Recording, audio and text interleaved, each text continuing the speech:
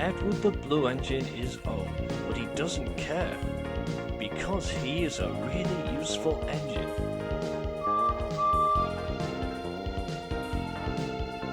But one engine is always high and mighty on Edward, and that is Gordon. "You are such an old and unreliable engine," he huffed. "What do you mean, Gordon?" "Well, you know, like breaking down all the time." "I haven't broke down in ages," Edward puffed. Gordon just sniffed as he steamed away.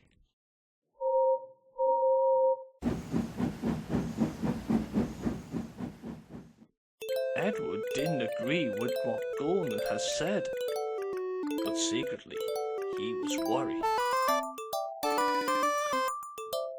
One morning, Henry was taking on coal when Donald and Douglas came up. "I'm taking a heavy goods train to Vicarstown today," said Henry. "I don't know what the Fat Controller will do without me." "Have a care," warned Douglas.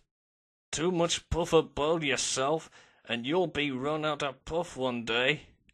"Rubbish," snorted Henry. "I pulled 2 trains and a failed diesel as well, and the Fat Controller said I was an enterprising engine." "Ach, I made it well," agreed Donald. "I took the goods train on, but Douglas is late. Puff goes before a fail." The Scottish twins were wasting their own puff because Henry took no notice whatsoever.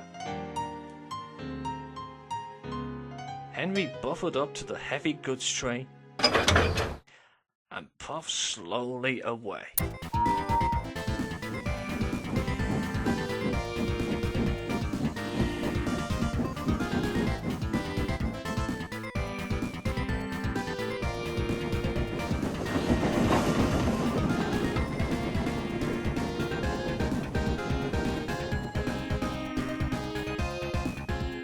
At Wellswood, Edward was shunted in the yard.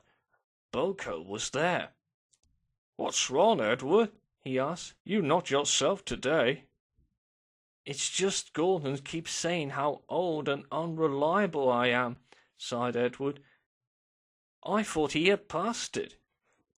"Well, just because of pulling the express, Gordon always feels high and mighty, thinking he is better than the other engines," said Boko. And that made Edward feel better. Meanwhile, Henry was chuffing along the line with his heavy goods train.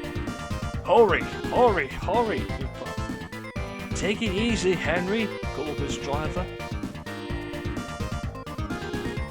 Edward was still working in his yard when Henry came along. "Hello, Henry," Edward whistled. But Henry didn't hear Edward. He was too busy determined to get his heavy loads over the hill.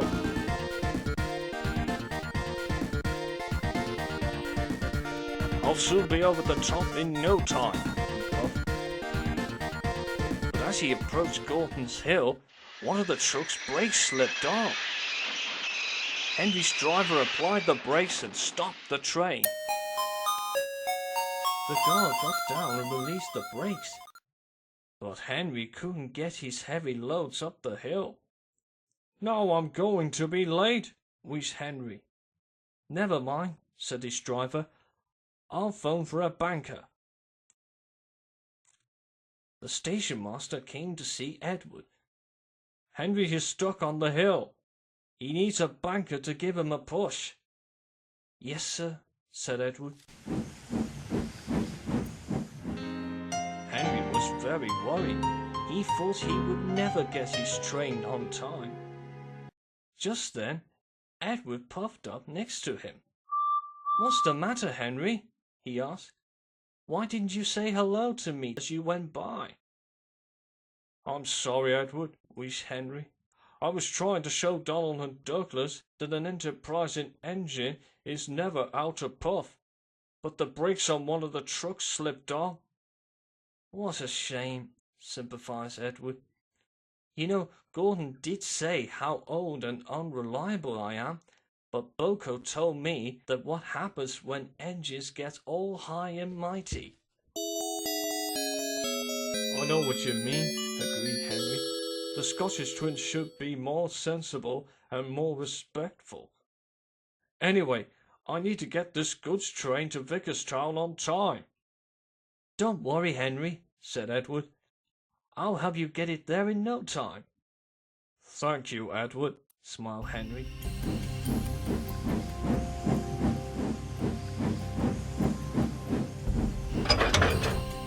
Edward buffered up behind. Peep, peep, he whistled.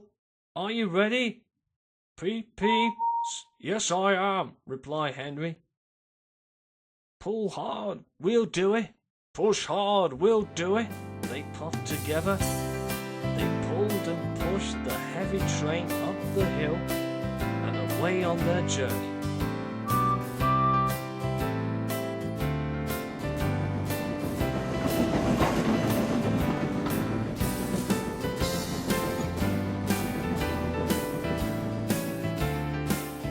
They never stopped until they reached Vicarstown right on time. We've done it, Edward, whistled Henry. Yes, we have, tooted Edward. And together the two friends puffed happily home.